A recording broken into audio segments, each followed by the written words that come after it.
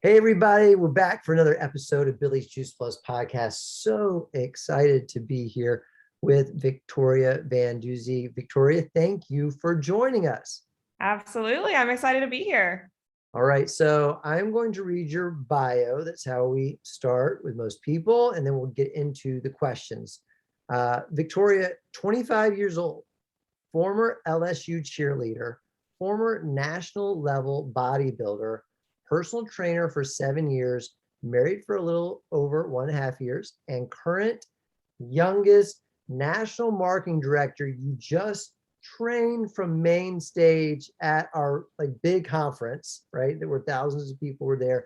You guys, you and your husband are currently any pets, any animals traveling? We do. We have one little dog named Scooter. I love it. Okay, so little dog Scooter and the two of you're currently in an Airbnb because you guys are, what did you, so how long ago did you leave? I guess you were in Baton Rouge or New Orleans? We were, yeah, Baton Rouge. And starting in August, we started traveling. So it's been almost 4 months. We spent lots of time in Mexico and Canada, and we've been all over the US. So we have been pretty much going from Airbnb to Airbnb as we work and see some different cities.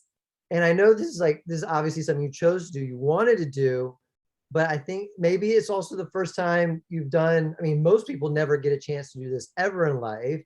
This is, I think, the first time you guys have done this. And what has it been? Are you like, I love that we did this? Or are you like, I can't wait to get back to a home or have a home somewhere if you're going to maybe move eventually? How are you feeling? Well, when we started traveling, we're like, yeah, maybe we do this forever. Like maybe we do this for years. But after I think our second month, we were like, oh my God, like it's really cool. It's really great to see. But we're excited to get back home. It's been amazing to see all the places that we've been able to see. It's been amazing to see how strongly our business holds us.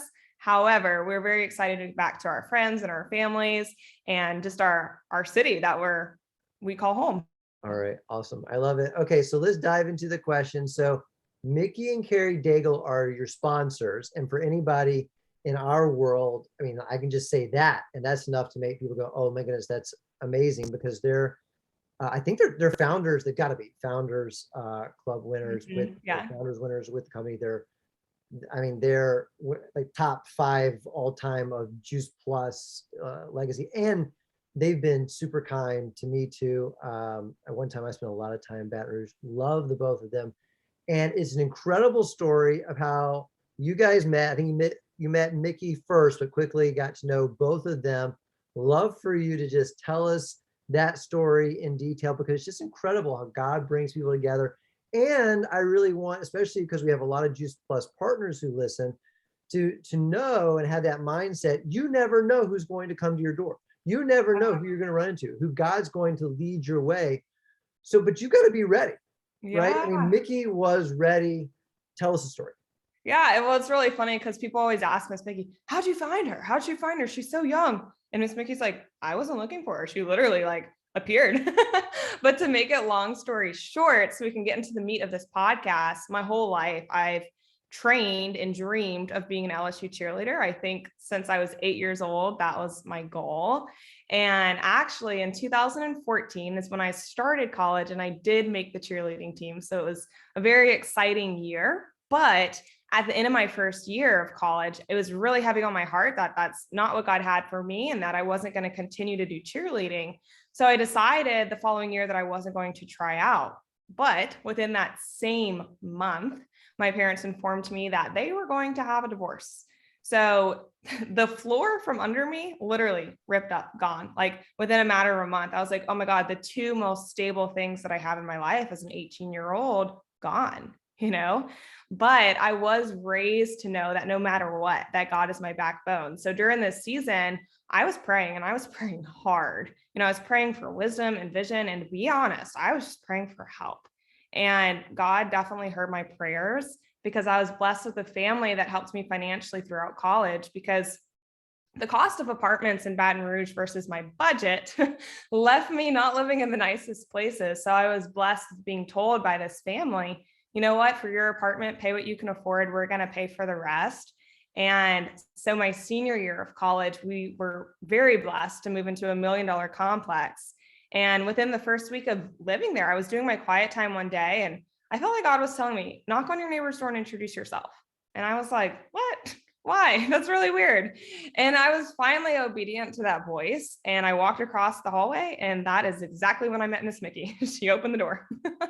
I love, okay, so you're doing your quiet time. God's obviously brought you to this place, this apartment complex. You're in your quiet. This is not, it doesn't sound like this is something that you've done many times in your life. This is not like a normal, typical thing. No, I mean, I definitely don't knock on my neighbor's door to say hi. I mean, people don't really do that anymore. I mean, maybe like many years ago, but people don't do it anymore. And the place that we were, like, it wasn't college students. It was like, honestly, it was like wealthy retired people who wanted nothing to do with the college student. So I was like, why do I feel like I need to do this? But it made sense when I did. So you did, so you knock on the door, Mickey comes to the door, and then what do you just say, God told me to knock on your door? What do you say to her? Well, I just knocked and I was like, hey, like, I just want to introduce ourselves. Like, me and my friend, like, we actually just moved in right across the hall. Just wanted to say hi, like, let you know who's going to be living across the hall. And of course, it went into conversation from there. Right. Okay. So y'all have a conversation. Then I think later you go back to your apartment and maybe you get like a knock on your door. You open, you find like a book. They've left a book. What happens next? Yeah. So Mr. Carey, Mr. Carey is Miss Mickey's wife. He left a book. And then like when I opened the door, he wasn't there, but there was a book on the floor. I was like, what in the world? But I looked down and the book was called Dreams, Fairy Tales, and Miracles, written by Carey Daigle. And I was like, who the heck are these people across the hall from me? Like, apparently there's something. I mean, he's got a book. This is crazy. So we ended up scheduling to go to dinner together. And it was at that dinner where I was like, whoa, because I think we've all had that moment where maybe we walked into something and we were like, oh no, I don't feel good about this. Something bad is about to happen. Like, have you had that feeling? Yeah, sure. Yeah. Well, I had the exact Sixth opposite. sense. Mm-hmm. Exactly. I had the opposite feeling.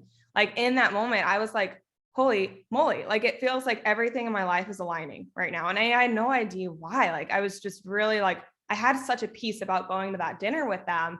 And at dinner, we just got into conversation, and the Daigles, they were very interested and curious of my life. And I shared with them that I was in school for kinesiology, a former cheerleader, bodybuilder, all of those things. And I shared a little bit about my upbringing and my current situation. I shared with them that I was currently working 4 jobs because besides the rent help that I was getting from that family, I have been supporting myself financially. So Mr. Carey, he asked me like, hey, what's the plan for your life? You know, you're graduating in 6 months. And I shared with him, well, I do love my 4 jobs. I guess I will keep working those. And he said, okay, very good. And if you've ever met Mr. Carey, like he's just got this wisdom in his eyes. And he's like, he was just so seriously like he was in my brain. It felt like he was really understanding. It was crazy. And he's like, okay, good. Very, very good. So then he asked like, what happens when you need more money? And I was like, well, I'll get another job or I'll work more hours. I don't know. And he was like, okay, good plan. Now let me ask you this. If you end up working more and more, when are you going to have time to focus on the things that you love, like your fitness? And I'm sure you have other dreams too. And at that moment, I swear my face went from like this, like, da, da, da, da, to like I was from happy go lucky to like a deer in headlights, because in this season of my life, I didn't really have guidance of like, what was after college going to look like? Like no one was asking me what my plan was. And I sat there in that moment thinking, oh my gosh, my life is about to suck. Like reality check. Like I'm going to have to work and work and work to get paid and work to get paid and work to get paid. And it was a very real moment for me where I was in tears. I was like, oh my God, life is really about to get hard. Before we move forward, like in you kind of responding and saying yes so often to the Daigles, I just want to back up and kind of have everybody realize you went and knocked on their door. Mickey was really friendly. I think for a lot of us as Juice Plus partners, that's where it would end, right? It'd be like, okay, well, that was sweet. That was nice. But they, you know, whether it's Carey or Mickey, I don't know. They said, let's just like leave a book outside her door. I mean, that they wrote, you know, that Carey wrote. So, and it's an incredible book, by the way. If you haven't read it, go get that book. But then I guess they followed that up on that, maybe that same night, or they came by or something. They asked you to dinner, whenever it was. So these are I guess what I'm saying is when opportunities come our way, a lot of times God is kind of handing something to us, but we really do have to pursue it or we really have to take it, right? And so I just want to recognize that they did that. I mean, is there anything that you would add just about the idea that Carrie and Mickey pursued you once you kind of opened a door to that relationship, but did it in a really obviously healthy and good and positive way, but they didn't just stop at, "Oh, okay, that was nice, never gonna pursue her again." Yeah, I mean, I think there's 2 points to that. I think one, like, yeah, how many times are we getting blessed with an opportunity that we don't even see? Like, oh, I should follow up on this. Like, we're just like, oh yeah, that was cool. That was nice. That seemed like a cool person. The end. Like, I think we have a lot of conversations and things like that. But I think the second thing is they did not need to help me. They did not need to follow up on me. I mean, they've been in this business for 30 years. They've made their wealth. They've made their legacy. They're very well known and they're very successful and happy. So I was like, they did not need, and I didn't know then, but I know now that they did not need to help me. They didn't need to take me to dinner. They didn't need to pour into me, but they did. And all that has shown me is just seriously like the goodness of their heart and like how much they really do love to help people. Yeah, it's really a difference between living for self and living for others and living every day from a mindset of calling. Like I do think when I wake up, do I wake up thinking, who's the next person, next new person I'm going to help today? Right. Mhm. Or is life just about me? So that's great. Mhm. Now, because they kind of follow this and you follow it, now you've had dinner together. And then I think it was a Saturday night. The next morning you go to church and apparently they end up going to church. They're going to the same church. And you didn't know that, you didn't plan that, anything like that.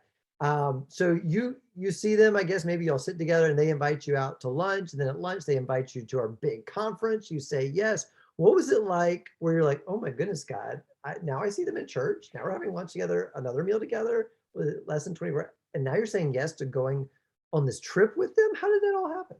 Yeah, it was really crazy. And at the point, like when I saw them at church and we went to lunch after, it's been 2 days since I knocked on their door. So I was like, wow, like this relationship's going really fast. Like, and whenever we ended up going to lunch, that's when they shared with me, like, hey, like this weekend we're going to a health conference. It's right up your alley. And they asked if I wanted to tag along. So the fact that they offered to pay for my end made that decision a lot easier. I was a broke college student. I mean, just being real. But I said yes because it was very clear that the Daigles have been living an amazing life. And I wanted that. And not to mention, they were very fun to hang out with. So I think that it's truly as if the second that we met, there was a connection that I am certain that only God could have orchestrated, because it was very easy to say yes because I saw that they saw things in me that I saw in myself, but I didn't know what to do with. Like I always saw these things about myself. I'd love to speak. I'd love to do this, but I didn't have a vehicle for those things, those gifts, I guess you can say. And I wondered, like when they offered this to me, like, could this be my vehicle? And that was something that Mr. Carey shared with me. He was like, you have all these gifts, but like, how are you going to use them? And I didn't know. And so I had this curiosity of like, could this be that vehicle? I love once again that we're seeing over and over that the Daigles are willing to ask the hard questions and willing to put out the invitations. Because I think a lot of times we hesitate. We're like, well, I don't want to move too fast, or I don't want to scare somebody, or so we overthink it. And it sounds like they were just, we're going to pursue a relationship really confidently and try to help this person.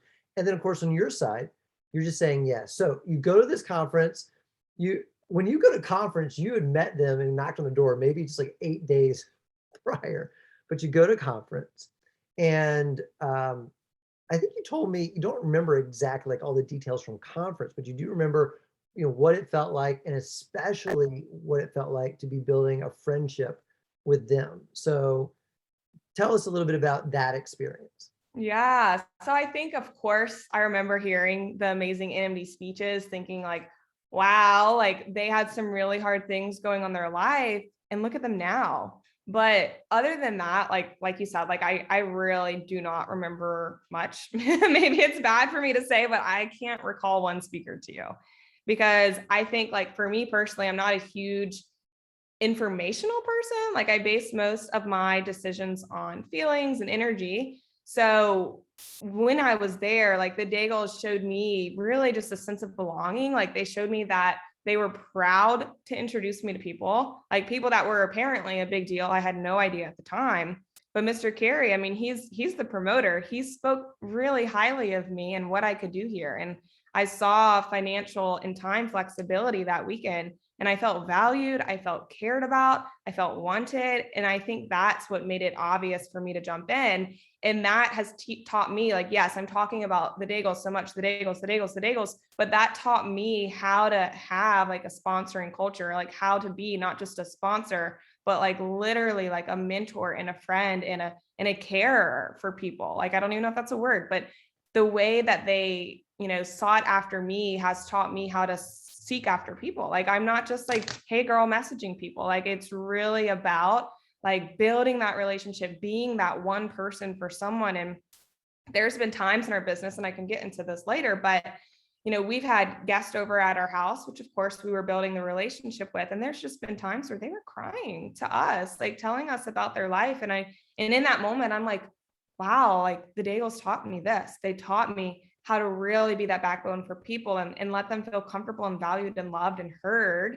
And I think that is a huge, huge thing for us to all be able to experience and to be able to give. So I love all of what you just said. One part of what you said was you're not just texting people and saying, hey girl, if it's you're interested, let me know. If not, I'm moving on to the next person. You're finding people to invest in. And interestingly, I think when I think about the Daigles with you, and it sounds like you with other people, you have to, you tell me, this is a question. It sounds like we have to let go and release this kind of what's going to be my return on investment, my ROI of this time and energy spent, because my return might just be that I was a good friend, or I was a person that person needed in a time of need. And they might never build a business with me. They might never impact my bottom line, but my calling is deeper and bigger than just making more money.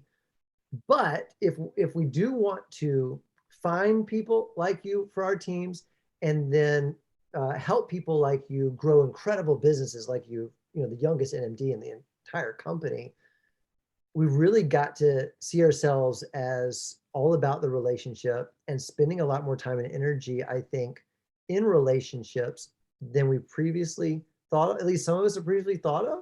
Is that right? Yeah.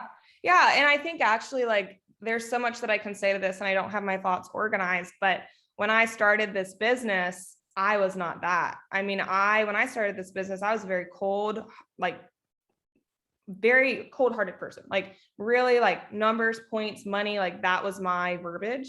It wasn't necessarily caring and loving and helping people. Like, so for me, like if you are maybe in this moment thinking like, oh, I don't really do that, like there is hope because I was a very cold-hearted person. And now, like, thanks also to my husband for teaching me. He is very much the lover and the carer, and he's always there for people. I've had to learn how to adjust to this type of person. And the thing is as I've grown into this person who, for example, when I started, I would try to meet someone, they would tell me no, and I'd be like, all right, not hanging out with them anymore. And I would just kick them to the curb. But I've had to grow throughout this business, and this business has taught me really from the gut and the core to love people, like whether they join you or not. And I just want to, I guess, give hope. If you don't feel that way, just give yourself time in here, give yourself time in the Juice Plus bubble, and the bubble will convert you to really just a better person, to love on people, to be there for them, and to have that good feeling when you're sharing, and even when they say yes, and even when they say no, that it's about the people, not the points. Oh, it's about the people, not the points. And so, my NMD speech in 2018, I said that I treated my team sometimes, even though I loved and cared about them, I really did, as my word in my speech was factories. Like, okay, I need you to produce, right? And I said that the shift, actually getting to NMD, was to stop thinking about them as factories and go, no, these are people that you do love and care about, but your brain is like confusing, relationship with like production, right? Points, you're looking at them as like little points over their heads, as opposed to just people with hearts that we pour into. And I do think there's something here. I'm probably just beating a dead horse at this point, but I'm still going to say again and ask you again. because it's so, so good. I think there's an element here where we do have people out there who are working this business hard, but they're saying, when am I ever going to find that big time person? Right. And maybe the answer, maybe not, everybody's different, but maybe the answer for some people who are thinking that is, are you looking at people and saying, how deeply can I invest in their lives? Mm-hmm. Or are you just looking at them and saying, are you going to be my big fish that I catch? Or if you're not, I'm going to move on. Mm-hmm. Yeah. It's deep stuff. But so good, right? I mean, I love that you say if you stay in this bubble, you're going to learn how to love.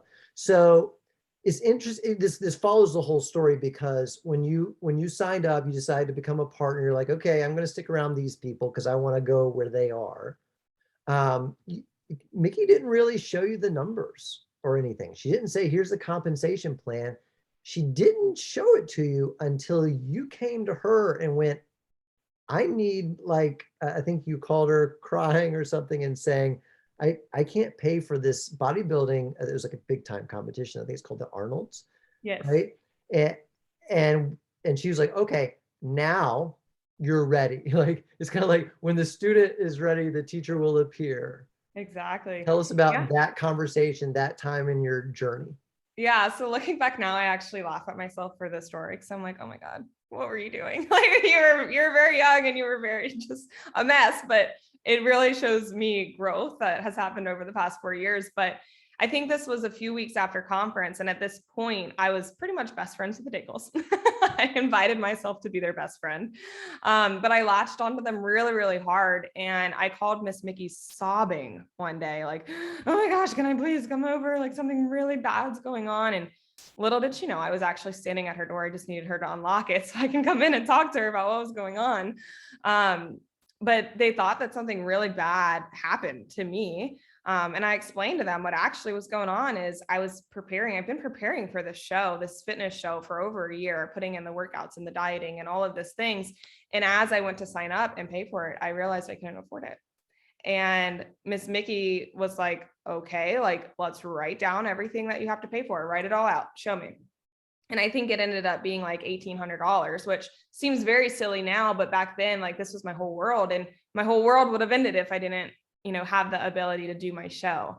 So day by day, we would actually sit in Miss Mickey's office and draw out on like a easel. Is it called an easel? An easel board? Something like that. It's a little before my time, Whiteboard? I but don't know. yeah, easel, something like that. And she would show me like what I needed to do. And she says, okay, first we're going to make $300. What you need to do is you're going to need to get 6 more trio customers. And she would literally draw like 6 little people, go talk to 6 people and get 6 more customers.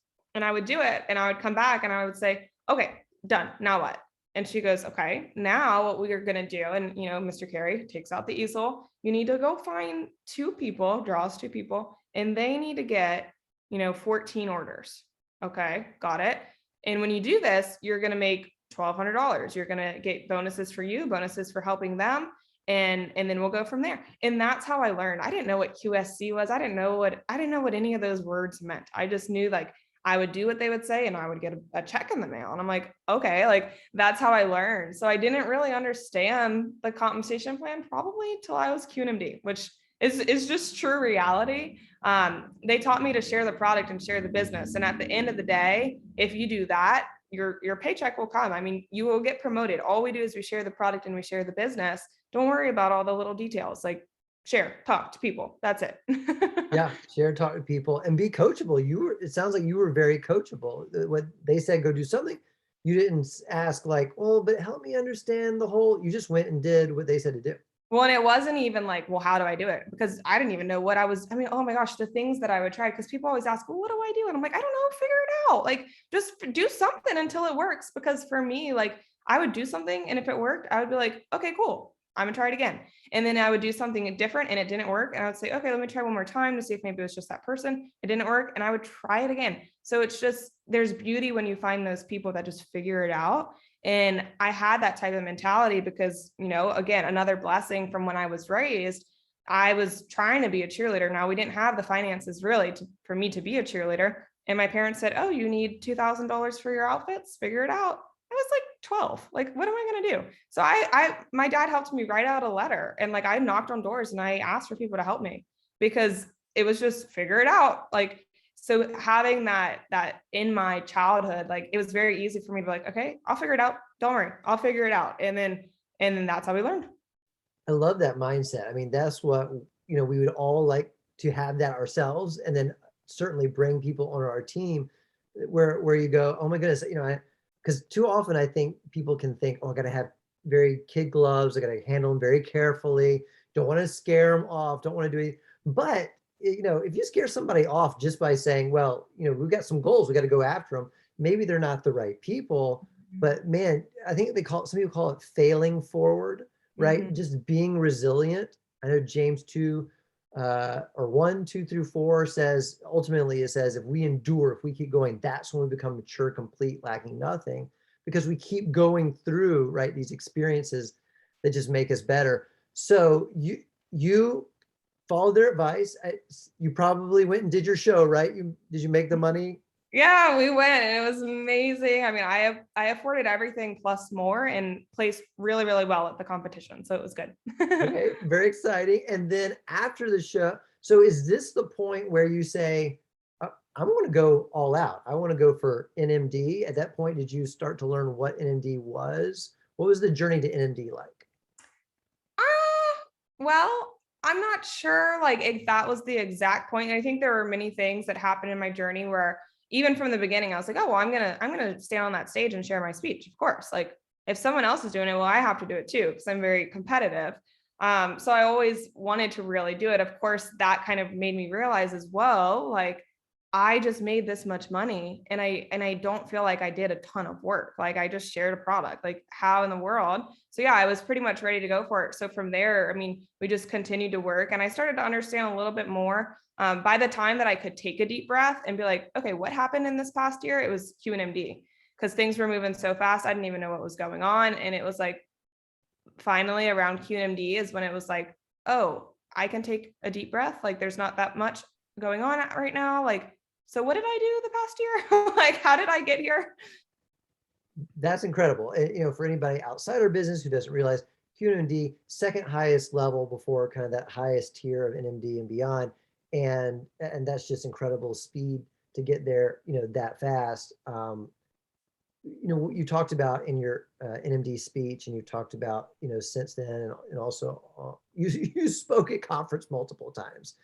By the way, everybody, we're speaking to someone who has a lot of incredible wisdom to share at 25. It's amazing. Thank you. But you talked about the middle.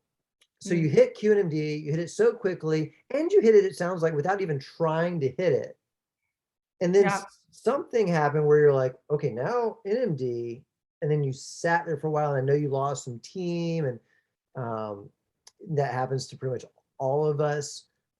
What was that? You've talked about it, but for the sake of this conversation, this podcast, we definitely want to get it on here. Talk to us about the middle. Yeah. I think like that is definitely a place that I resonate with a lot. Like you said, I got to QMD, it was really, really fast. And I was like, wow, great. Okay, we're gonna be NMD next month. And then out of nowhere, like things just started falling. Like it wasn't like a shoom backwards. Like it was just one little thing by one little thing. And like 1 month where I'm like, okay, well, that's not exactly what I saw happening. And then it just kept going like that. And it was definitely a space where I was shocked, I guess, like from the momentum that I had going on. It was out of nowhere. I was like in the middle in this place where I remember actually we did an event in Slidell, which is in Louisiana, and one of my partner's friends that is very close to our group, she came up to me and she was like, how are you doing? And I'm like, great. And she's like, have you reached that place yet where it's really hard? And I'm like, no, of course not. We're not going to reach that. We find the positive in everything. And I just was kind of trying to respond and defend myself. And she's like, well, don't worry. You're going to get to a place where it's really hard. And just know when you get there that I knew you were going to eventually get to that place. And I was like, the heck are you? Like, get out of here. Well, I randomly, I got to that place and I was like, whoa, I'm in a place right now. It's really, really hard. So when I was there, like there was a lot of battles in my mind, in my brain, of just like, first of all, what happened? Like I was like in shock of like, what in the world happened? But then it was just this place of like, am I ever gonna get out of this? Am I ever gonna find the team and the energy to push past this? Or is this just it for me? Or is this just it for me? Is really where I question myself of like, is this my stopping point? I really do believe that everyone's gonna be able to ride momentum to a certain place. Maybe it's all the way to Partner Plus, maybe it's to SSC, and they ride there. But then at one place, it's gonna get hard. And I thought, okay, this is my place, QNMD. This is where it gets hard for me. And, based on how many relationships do you have, how many connections can you talk to, we get that place. And at that place is where people stopped. So of course I battled in that season of like, here I am. And how am I going to deal with this?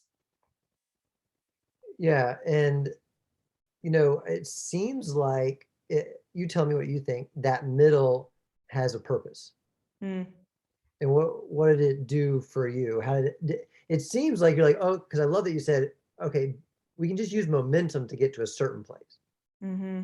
But then that middle becomes really hard, but it feels like it becomes hard for a reason. Mm. You know, in order to kind of serve us so we can serve others in a Yeah. better way. Yeah, What did exactly. you And do? How did you actually, grow?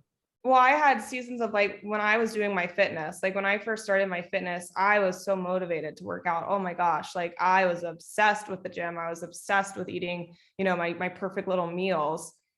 And so many people would message me like, hey, like, how are you always so excited to go to the gym? And I'm like, oh, of course, like I was born like this. Like it's really great. It's really easy. And then of course I got to that season where it was like, I do not want to work out. Weeks would go by and I didn't want to work out. I didn't want to eat the healthy food. And I questioned that season thinking, why am I going through this? Like, come on, like what is going on? And what I learned is if we don't go through it, how are we going to help people? And like, if I want to be this leader in Juice Plus, what am I going to say to people when they struggle if I've never struggled? So I became very thankful for my struggle. I became very thankful for that place in the middle, because now, I mean, I don't think, and of course I'm only 4 years young in the business, but I don't think that there's a thing that any of my team has gone through yet that I'm not like, I've been there. Trust me, I've been there. Like I've sat in your seat and I know what it feels like. And there's light on the other side. We just have to keep going. Now, of course, so you learned that it's a lot about serving other people, but there are a lot of people out there, whether it's in Juice Plus or anything, but certainly more Juice Plus people are listening to this. And there's the majority of people are in the middle because that's just how it works. There's few people who just shoot all the way to the top, right? We're always kind of getting stuck, or there's mountains, right? As we're going that we kind of have to climb. What's the encouragement to them? Because I know that you told me while you were still in the middle and things had not changed yet around you, your mindset did shift. And you just went from doubting, I think, to going, oh no, I see it now. And I'm going all the way to the top. It's just a matter of time. Is that what encouragement would you give people? And what would you tell them to do to kind of move beyond the middle? Yeah, I mean, like you said, I do think it's a lot about mindset, because what's interesting is when I was in the middle, I started to feel sorry for myself. And I started to actually buy my own story of like, yeah, it's just a slow season, or my team isn't really doing anything, or, well, I figured she wasn't going to do anything anyway, blah, blah, blah. Right. So, like, all of these thoughts gave me that exact same reality, because our thoughts are stronger than we think. We're a product of our thoughts. And I shared this story on main stage, but I had a conversation with one of my friends who she signed up as a pioneer in Mexico. And that exact same day I went to Amazon and I bought books to learn Spanish. In my head, I said, no, I'm going to have success in Mexico. Of course, this is what's going to happen. Let's do this. And that attitude of like, I even like looked at flights. I was like, I'm going to go to Mexico. And I had this such strong decision in my head that I was going to have success there. It happened. I mean, we have the first SSC in our group. We've got one of the strongest teams right now in Mexico. And I sit back and think like, why? Could it have been we talked to the right people? Sure. But what really happened is that I fixed my brain. We have to think and speak life over our circumstances, because it's going to become a reality. And I think that many of us don't even realize the things that we say over ourselves and our teams. It's no wonder that we feel stuck. Start turning everything into a declaration, because your attitude's going to change your mood. And that is going to change how you show up. And it's going to change your productivity, which will certainly change your business. And furthermore, of course, it's going to change your life. I absolutely love start turning all these challenges into declarations. I love that line. That's incredible. That's powerful. I love that when you just first started getting some team, or maybe even, maybe team in Mexico, you buy books to learn Spanish. I mean, but that really does talk about, you learned that, I think, from Carrie and Mickey. Yeah. So Carrie and Mickey didn't just go, oh, hey, and by the way, we've got this little business if you ever want to do it. Okay, whatever. No, they pursued you at a deeper level. Mm-hmm. And you have, as you told us at the beginning, you try, how much time did y'all just recently spend in Mexico with your team? So I spent a total of 2.5 months there. There you go. You spent, and you don't just have an SSC in Mexico, you have the first in the entire country. Mm-hmm. Right. Yeah. So, I mean, they're really, it's not just about, what this tells me is, it's not just about, the parable of the sower in the Bible. It's not just about throwing out the seed. Oh, let's just see what grows. We could also be, better farmers, right? Yeah. Like we can sow better or not as well. So how much are we willing to invest? And if we can't see the crop that growing, then we're probably not going to give it the time and energy to sow really well. I want to talk about holding this quote that you said, holding our vision, or at least finding someone to hold it for us if we aren't able to do so. And you talked to me, you share with us how I think Carrie, especially both of them, really from the beginning were like, well, what about this vision, Victoria, what about when you want to do things, and like your work is not going to give you time to do it.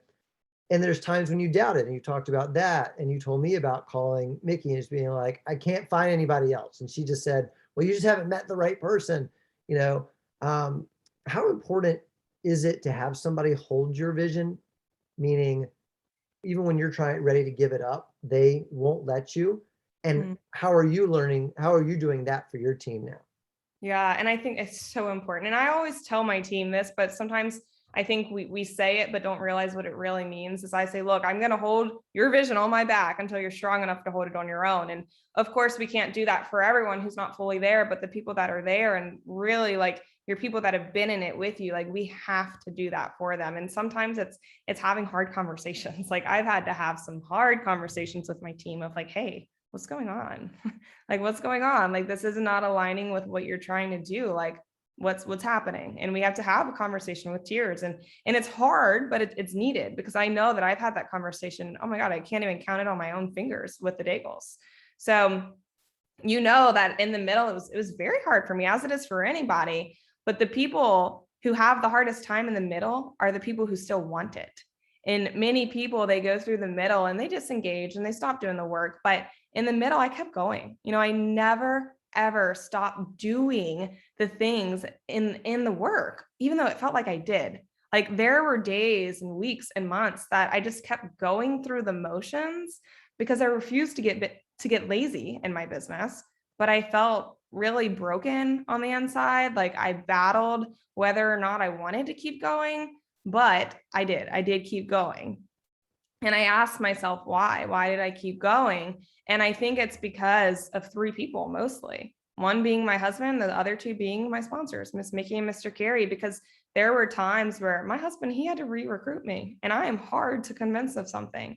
My husband was so convinced and is so stinking convinced that this is our future, that even if I would wander off, he wouldn't wander off. And because of his loyalty, I would always have to be involved and have to have my role, right? Or want to. So knowing that is like, there's no escape, not that there needs to be, but in that season, in that moment of hard, someone saying like, no, like, come on, don't forget about this. Like when we have kids, you want to be at work? No, you don't. So like, keep your vision, keep doing the work, keep staying with it. And, the Daigles, I knew that they were my glue. I knew it. I invited myself to their house. I mean, many people say like, they really, really love you. I'm like, yes, but I almost forced them to. Like, I invite myself to their house. I invite them to invite me to lunch. And even if we don't talk about my business, I knew and I know that the second that I become distant from them, I'm going to become distant from my business. And they held me. They held me very, very strong. And that's something that, I always try to tell my team is, look, I'm here for you and I'm going to reach out, but you also have to make it a priority to reach out to me. Like, I invite myself to the Daigle's house. They don't text me and ask me to come, of course, here and there, but like every week I'm like, hey, what's y'all's week look like? When am I coming over? And I own that. And you know what? Like, I know they want to help me. So don't feel like you're aggravating your team. My team that asks for me, I feel wanted by them, and that feels good. So that, not only like my two strong leaders, my best friend, Leellen Hutchison, and our number one chicken lister is what we call her. She was one that Patrick was really scared to talk to, Jill Fenn. The fact that they never left my side kept me going, because how are you ever going to look at your team and not be there for them? Right. So like, all of this together for me was a really, really strong support system. And so now I challenge myself daily. Like, am I being that support to my team? Am I holding their vision until they can hold it themselves? And if you don't have that, if you don't have that support system, a supportive husband or sponsors, look for them. Look for them, because I have sideline buddies who we don't even matter to each other's paycheck. But I know if I dropped off the face of the earth, they'd be like, hey, girl, what's going on? And I have people that I text. I have a friend in Canada. I will text her. I have a friend in Mexico who's not part of my team. I have a friend in different parts of the United States. I'll text them, hey, what's going on? Like, you haven't posted Juice Plus. What's going on?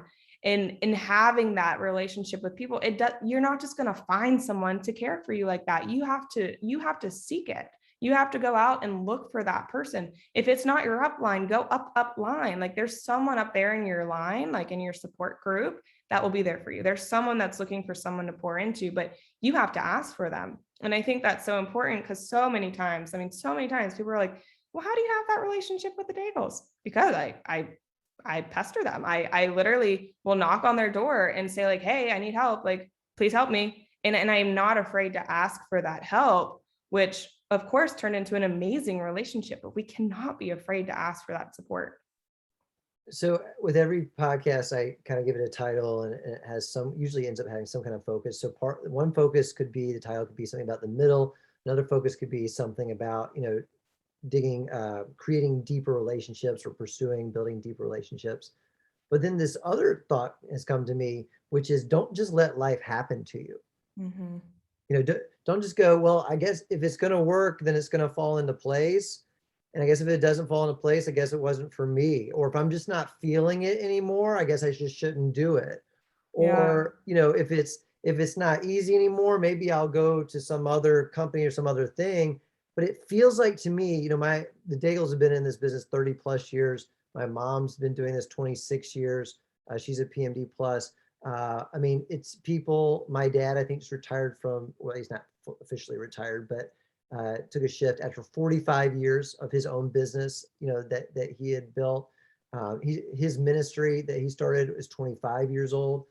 It's these people that I see in life who can look back over decades, and a lot more important than the money, a lot more important than the accolades, is the consistency and the time. Eugene Peterson, I think it is, calls it a long obedience in the same direction. A long obedience in the same direction. So what do you think about that idea that we've got to stop thinking of life as just, well, if it happens, it happens. If it doesn't, it doesn't. And we've got to really go after it. Well, I think there's actually a really funny story that happened yesterday. And I think this just really paints a vision of like, you are in control of your life, because we're in Charlotte, North Carolina right now visiting. And I don't know if anyone listening to this has heard of Elevation Church, but Stephen Furtick, he's someone that we've listened to for a really long time. We're like, oh yeah, we'll be in Charlotte. We're going to go to church. We're going to see him. We were so excited. So yesterday we go to church, and we put it up on the maps. Okay, 30 minutes away. Great. We'll leave at this time. Well, upon arriving, we got stuck in traffic, literally, to get into the church. We were like, what in the world? Like, we sat in traffic for 30 minutes within 0.2 of a mile from the church. Like, it was just the line to park. So we finally park, and it's like a line to get into the door. We're like, what is going on? So whenever we go to get in the door, we see that they're putting chairs in the lobby. And I'm like, I was like, no way. And I thought about it. I was like, there's no way that all these people are going to fit into the church. Like, how are we all going to fit? So then when they were putting the chairs in the lobby, I'm like, oh no, they're going to make us watch it in the lobby. Like, come on, like we've been watching this online for years. Like we came here to see him in person. And so I asked the lady at the front, I said, hey, like, we're from Louisiana. Like we drove a very long way to get here. Is there any seats left in the arena? And she was like, no, people actually get here like 3 hours early to get in. And I said, holy cow, that's crazy. I'm sorry. We're from out of town. We didn't know that. Is there any way we could get in? And she was like, no. Okay, great. So many people would have just went and sat down in the lobby, but I was like, no way. So I went to another person and I said, hey, look, we're from Louisiana. I'm really sorry. Like, we didn't understand that we had to be here an hour early. Like, we've really wanted to see Steve. We've watched him online. Can we please get in? No. Okay. I'm going to go to another person. So I go to another person and I explain the same situation. And she goes, I mean, there's no spots. Let me see what I can do. I stood by her side, literally like a crazy person for, I think it was like 8 minutes. And I was like, hey, any update? And she goes, come on, we got 2 spots. And we run to get into the arena, but we got in and we got in right in time. And it's just like, how many people would have just went home? Like, we don't get to see him in person. How many people would have sat down in the lobby? Like, you have to ask, like, you can't be afraid to ask. And if someone says no, then you ask again. You ask somebody different, because I knew we were going to get in. I mean, I knew it. There's no way that we wouldn't. I would have found a way in. And it's just having that attitude of like, no, I'm going to find a way in. I'm going to find, we came too far to get this far. Like, we've come too far. We have to make it work. So just having that type of attitude with everything in life. This reminds me of Jeremiah 29:13, I believe it is, which says, you will find him when you seek him with your whole heart, right? And so it's like, I think it's the same thing with our business, it's the same thing with people, the same thing with relationships, the same thing with impact. Are we coming into this each day with our whole hearts, right? Like, really, like, everybody pause for a second. Is your whole heart, doesn't mean your whole schedule has to be in it. You can have other priorities in life too. That's the beauty of this business. But when you're doing it, is your whole heart here, right? Or is it just one of those things you're hoping works out for you? And I see you going to Mexico for 2.5 months, all together, added up together, knocking on their door in the beginning, being faithful to what God told you during your quiet time, even through the tears, pushing through, right? In the middle, not giving up, and even getting into Elevation Church, right? Going, I'm going to live all in, full out every day. And it just seems like you don't know another way to live. And it seems like it's served you really well. And it feels like it's that maybe that's part of the definition where Jesus says in John 10:10, I've came to give you life and give it to you abundantly. Like, I invite you to live abundantly, not halfway. Final thoughts as we wrap up. Yeah, it's true. And I think like the thing is you can always feel the opposite. Like, actually, right when we walked into it, I was like, oh, I just want to go home. Like, I just wanted to settle for like, we didn't make it, like, whatever, like, we'll just go back. Like, we just wasted our time. I'm not going to sit in the lobby and watch a show. Like, I could watch it on my phone in the bed. But we have to remind ourselves, like, on a daily basis, that we do deserve this. Like, we do deserve to have the things that you desire, not in a selfish way, but in a like, no, you're made for more. You're made to do big and hard things, but it's not just going to be handed to you, right? Like, you have to be able to go and ask for it. You have to ask for it, and you have to work for it, and you have to stay super consistent to trying to seek for it. And I think the greatest example that I have of this is marriage. And of course, who am I to give marriage advice? I've been married for 1.5 years, but I think like in the beginning of marriage, or when you start dating someone, it's like, oh, you're so excited. Like, everything's just good. There's no red flags. Like, it is just all you can think about.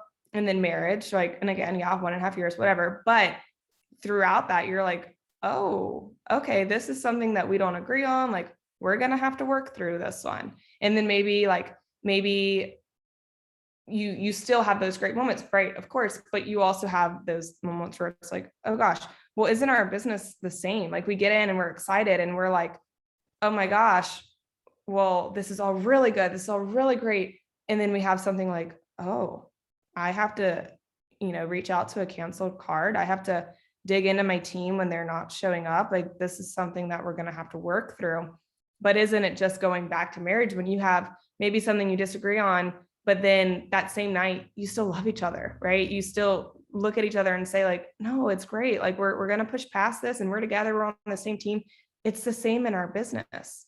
Like, we still get paid even when we're having hardships and things happen in our business. And it's just such a beautiful thing, because the further along we go, actually, the more and the more special that it does become, because we've put our heart into it and we've had, hard things happen, and we're able to step in that and say, no, I overcame that, and now I'm going to help you overcome that. And together we're going to help your dreams happen. So just really like deciding and staying with it is just the most important thing. I love it. Thank you so much. This is such a wonderful conversation. I know it's going to inspire so many people. I appreciate it, Victoria. Of course. Thanks for having me.